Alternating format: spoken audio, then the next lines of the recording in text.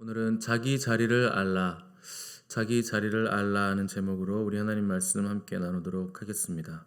이 바울과 바나바가 이고니온에서 복음을 전하자 받아들이는 사람과 거부하는 사람들 두 부류로 나눠졌는데 핍박이 너무 강했기 때문에 두 사람은 루스드라로 피신해서 복음을 전했습니다. 이때 루스드라에 나면서부터 걷지 못하는 사람이 바울의 설교를 듣기 위해 사모함으로 나온 것을 바울은 주목하여 보고 그 안에 구원 얻을 믿음이 있는 것을 보고서 그를 일으켜 세웠습니다. 바울이 행한 이 기적에 사람들이 전부 다 깜짝 놀라서 소리를 질렀는데 오늘 본문 11절 보시면 바울이 한 일을 보고 루가오니아 방언으로 소리를 질렀다 이렇게 썼습니다. 당시 공용어는 헬라어, 그리스어였는데 사람들이 갑자기 크게 놀라거나 충격적인 일을 보면 자기가 어렸을 때부터 썼던 이 사투리가 튀어나오듯이 사람들이 루가오니아 방언으로 소리를 지른 것입니다. 이 루가오니아 방언이 어떤 언어인지는 알 수가 없습니다. 아무튼 그들이 얼마나 큰 충격을 받았는지를 보여주는 것이고 그들이 자기들의 방언으로 소리치기를 신들이 사람으로 형상으로 우리 가운데 내려오셨다 이렇게 소리를 질렀습니다. 그들은 그리스 신화에 나오는 제우스와 헤라가 사람들에게 인간의 몸을 입고 내려왔다 이렇게 소리를 지르기 시작한 것입니다. 이 헤르메스라는 신은 제우스의 대변인 신이었기 때문에 설교를 전한 바울을 헤르메스 신으로 그들이 불렀고 또 옆에 있던 바나바를 제우스 신으로 이렇게 생각을 하게 된 것입니다. 제우스 신, 헤르메스 신 이런 거 여러분들이 많이 들어보셨을 텐데 당시 사람들이 그리스 신화적인 세계관을 가지고 있었기 때문에 성령님의 능력을 보고도 자신들이 아는 신의 개념을 가지고 이해를 했던 것이고 이 상황을 지켜보는 바울과 바나바는 도대체 이들이 무슨 말을 하는 것인가, 어떤 일이 벌어지고 있는 것인가 이걸 알아듣지 못했습니다. 그들이 사투리 방언으로 얘기를 하고 있었기 때문입니다. 이 방금 전까지 박해의 위기를 겪었던 두 사도가 이제는 더 다른 심각한 위기 앞에 서 있게 된 것인데 이 위기는 뭔가 과도한 칭찬이 바로 이들에게 다가온 두 번째 위기였다 하는 것입니다. 어떻게 보면 박해보다 더 위험한 것이 칭찬입니다. 칭찬은 자기가 누구인지 자기가 서 있어야 될 자리가 어딘지를 자꾸만 망각하게 만들기 때문에 칭찬은 오히려 우리에게 더 위험한 위기를 가져온다 하는 것입니다. 이 루스드라 사람들이 성 밖으로 뛰어나가서 제우스 신전에서 제사장들을 데리고 왔는데 이때 제사장들이 소를 몰고 오고 또 화환을 가져와서 바울과 바나바에게 제사를 드리려고 했습니다. 이 상황을 지켜보고 있던 바울과 바나바는 도대체 지금 왜 이런 일이 벌어지고 있는 것인가 하는 것을 사람들에게 물었을 것이고 사람들은 그때 헬라어로 당신들은 신인데 인간의 모습으로 우리에게 내려오셨다. 우리가 당신들에게 제사를 드리려고 하는 것이다. 이렇게 설명을 해 줬을 것입니다. 이 말을 들은 바울과 바나바는 즉시로 반응을 보였는데 14절을 보시면 두 사도 바나바와 바울이 듣고 옷을 찢고 무리 가운데 뛰어 들어가서 소리를 질렀다 이렇게 기록을 했습니다. 여기서 옷을 찢었다는 것은 신성 모독에 대한 강렬한 혐오감을 느낄 때 하는 행동입니다. 그래서 예수님께서 자신을 하나님의 아들이라고 말했을 때 이 바리새인들과 서기관들 나중에는 대제사장까지 자기들의 옷을 찢으면서 이 사람이 신성을 모독했다 이렇게 소리를 지른 것을 볼 수가 있습니다. 이 바울과 바나바가 다급하게 옷을 찢고 소리를 지르면서 말을 했는데 15절 보시면 어찌해서 이런 일을 하느냐 우리도 여러분과 같은 성정을 가진 사람이라 여러분에게 복음을 전하는 것은 이런 헛된 일을 버리고 천지와 바다와 그 가운데 만물을 지으시고 살아계신 하나님께로 돌아오게 함이라 이렇게 소리를 질렀습니다. 이때 바울과 바나바가 말한 것은 두 가지였습니다. 첫 번째, 여러분들이 생각하는 것과 같이 우리는 절대 신이 아니라 하는 것입니다. 이거 굉장히 중요한 선언입니다. 역사적으로 많은 사람들이 신이 되려고 했기 때문에 그렇습니다. 드러나든지 드러나지 않았든지 차이만 있을 뿐 인간 깊은 곳에는 신이 되고자 하는 욕망이 다들 숨어 있습니다. 왜냐하면 인간 자체가 하나님의 형상을 가지고 있기 때문이고 인간은 영원을 사모하는 마음을 가지고 있기 때문입니다. 사탄이 하와를 유혹할 때 너희가 그것을 먹는 날에는 너희 눈이 밝아져 하나님과 같이 된다 하는 것으로 선악과를 따먹게 만들었다 하는 것을 여러분 기억을 하셔야 됩니다. 그 말을 듣고 하와가 선악과를 봤을 때 먹음직스럽고 탐스럽게 보였다 이렇게 표현을 했습니다. 신이 되고자 하는 욕망의 눈으로 선악과를 보니까 그때 선악과가 먹음직도 하고 탐스럽게도 보였다 하는 것입니다. 이 히틀러나 김일성 같은 독재자들도 다 신이 되고 싶었던 사람들입니다. 김일성은 자기의 동상을 전국 여기저기 세워놓고 신이 되려고 했지만 결국 어느 날 다른 인간들과 마찬가지로 갑자기 죽음을 맞이하게 됐습니다. 사람들은 신이 되고자 하는 욕망을 어떻게 표현하는가? 다른 사람들을 지배하려는 마음으로 표현합니다. 내가 머리가 되려는 욕망, 내가 모든 사람을 종이나 노예로 삼아서 조종하고 부리려는 욕망이 바로 신이 되려는 욕망의 기본적인 욕구입니다. 돈으로 사람을 지배하고 조종하거나 권력으로 사람을 지배하려는 모든 근본적인 마음은 신이 되려는 욕망으로부터 출발을 하는 것입니다. 사람들이 바울과 바나바를 신으로 추앙하려고 했을 때 바울과 바나바는 우리는 신이 아니라 이렇게 크게 소리쳤다고 했습니다. 여러분, 우리도 이렇게 소리를 쳐야 됩니다. 나는 신이 아니다. 나는 하나님이 아니다. 우리에게 계속적으로 이것을 주지시켜야 됩니다. 지배하려고 하고 조종하려고 했던 것을 큰 소리로 회개하시고 우리가 피조물임을 반드시 하나님 앞에서 고백을 드려야 됩니다.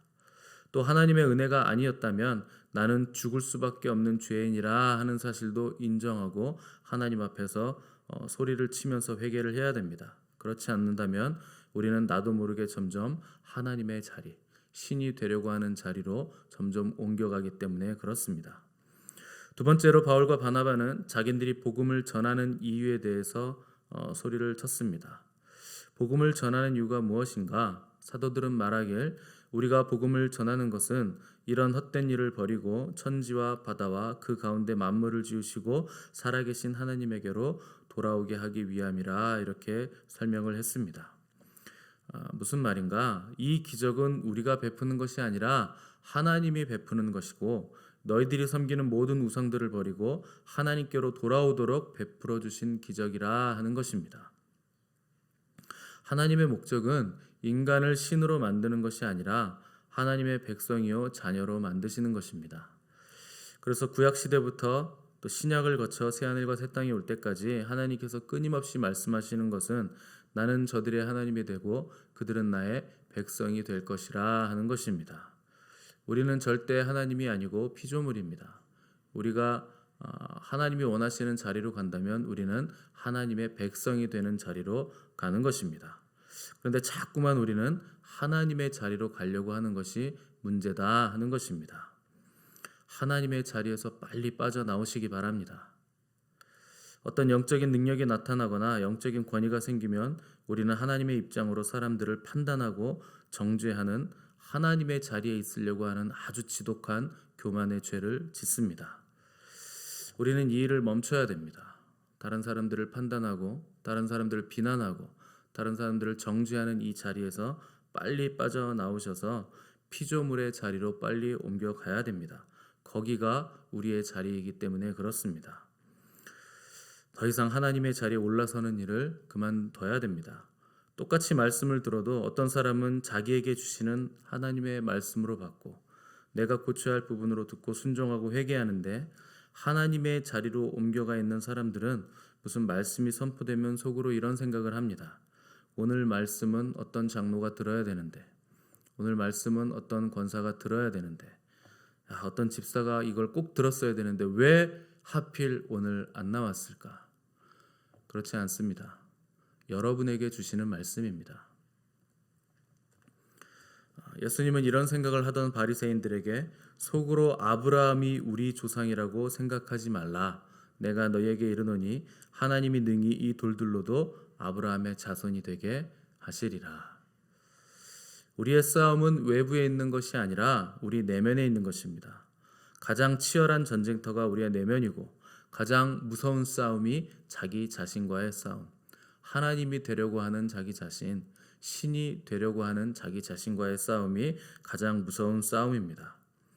우리는 끊임없이 하나님을 예배하면서 그분을 사랑한다고 입술로는 고백하지만 실상은 자기에게 예배드리고 자기에게 제사드리고 자기를 신격화하고 자기를 우상화하고 자기 세력을 결집시키려고 합니다. 내가 아프면 안 되고 내가 힘들면 안 되고 내가 죽을 것 같고 내가 드러나야 되고 내가 움직여야 되고 내가 조정해야 되고 끝없이 나에게만 계속 묶여서 벗어나지 못하는 것이 바로 우리들의 현실입니다. 나에게는 관대한 그 복음이 다른 사람을 향해서는 날카로운 칼이 되어서 비판과 정죄로 나간다면 이미 우리의 자리는 피조물의 자리가 하나님의 자리에 있다. 피조물의 자리가 아니고 하나님의 자리로 옮겨가 있다 하는 것입니다. 이미 하나님의 자리에 나를 올려놓은 것입니다. 예수님은 산상설교에서 비판을 받지 아니하려거든 남을 비판하지 말라 정확하게 말씀하셨습니다. 비판의 전제는 나는 의롭다라는 전제가 깔려 있는 것입니다.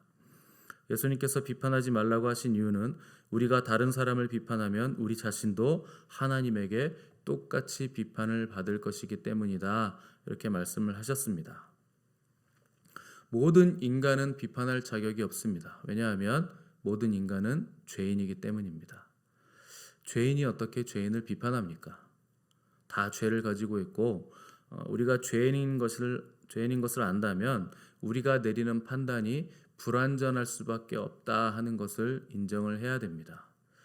인간이 완전할 수 있다는 생각은 대단한 착각인데 비판한다는 것 자체가 내 판단이 완전하다 이렇게 전제가 깔려 있는 것이기 때문에 비판은 그 자체로서 내가 하나님이다 라고 공포하는 것과 똑같은 것입니다. 아주 심각한 죄가 비판과 판단입니다. 여러분이 남을 한번 비판해 보십시오. 그도 정확하게 그 비판의 잣대를 가지고 나를 판단합니다. 정확합니다. 그래서 주님은 너희가 비판하는 그 비판으로 너희가 비판을 받을 것이요 너희가 헤아리는 그 헤아림으로 너희가 헤아림을 받을 것이라 이렇게 말씀하셨습니다. 거짓말을 잘하는 사람은 다른 사람이 거짓말하는 걸 가장 빨리 눈치챕니다. 왜냐하면 그 안에 거짓이 있기 때문입니다. 평소에 사기를 잘 치는 사람은 사기꾼이 사기치려고 하는 그 수법을 가장 빨리 눈치를 채게 돼 있습니다. 왜냐하면 내가 사기꾼이기 때문에 그렇습니다. 비판받을 일이 없는 사람은 언제나 용서하고 관용하고 상대의 실수와 허점을 감싸 안아주는 사람입니다. 혹 비판받을 일이 상대에게 보이더라도 격려하고 도와주시기 바랍니다. 그런 사람이 그런 처지까지 가게 된 것을 안타깝게 생각하고 기도해 줄 수 있는 사람입니다. 그때 그 사람도 상대도 변하게 되는 것입니다. 감싸 안아주고 용납해주고 위에서 기도해 줄 때 상대가 변한다 하는 것입니다. 내가 변해야 상대가 변하는 것이지 내가 변하지 않는데 상대가 변하는 일은 절대 있을 수가 없습니다. 비판으로는 상대방이 절대로 회개하지 않습니다. 그건 정확합니다. 비판에서 변하는 사람 한 사람도 못 봤습니다. 비판받는 사람은요 절대 돌이키지 않습니다. 이미 그 비판이 상처가 되기 때문에 절대 회개하거나 돌이키지 않습니다. 방법은 하나입니다. 상대방의 그 눈에 있는 티끌을 생각하지 않고 먼저 내 눈에 있는 들보를 빼내는 것입니다. 상대방의 눈에 있는 건 아주 미세한 티끌입니다. 너무 작아서 빼내기도 쉽지 않은 눈에 보이지도 않는 티끌입니다. 그런데 내 눈에 들보가 있다 하는 것은 내 눈에는 석가래나 통나무 같은 엄청난 크기의 대들보가 있다 하는 것입니다. 우리 안에 들보는 크고 거대하니까 발견하기가 쉽습니다. 너무 커서 그냥 봐도 보입니다. 우리가 내 눈에 있는 거대한 들보를 제거할 때 상대방이 감격해서 울다가 상대방의 그 눈에 있는 작은 티끌이 눈물과 함께 빠져나오게 되는 것이 예수님께서 제시한 방법입니다. 그것이 상대방이 변하게 되는 원리입니다. 이것이 돼야 비로소 천국 백성이라 하는 것입니다. 이것이 천국 백성의 삶을 사는 원리입니다. 제가 이걸 어떻게 이렇게 잘 설교할까요? 제가 비판해봤으니까 이렇게 설교하겠죠. 우리 안에 뭐가 있는지 제가 어떻게 할까요?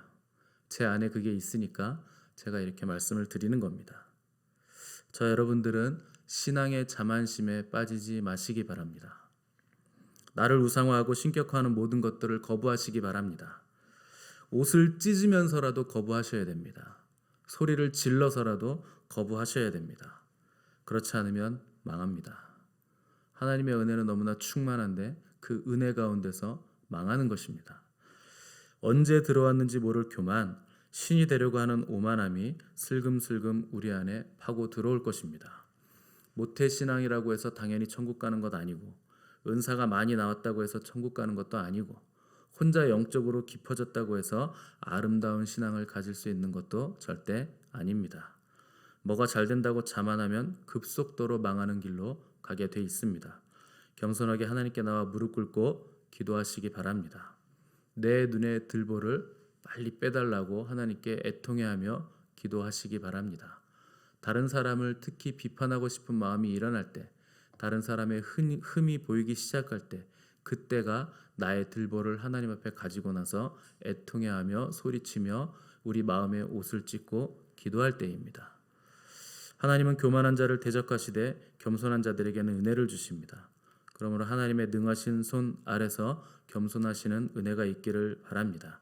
그런 사람들을 때가 되면 주님께서 높여 주실 것입니다. 함께 기도하겠습니다.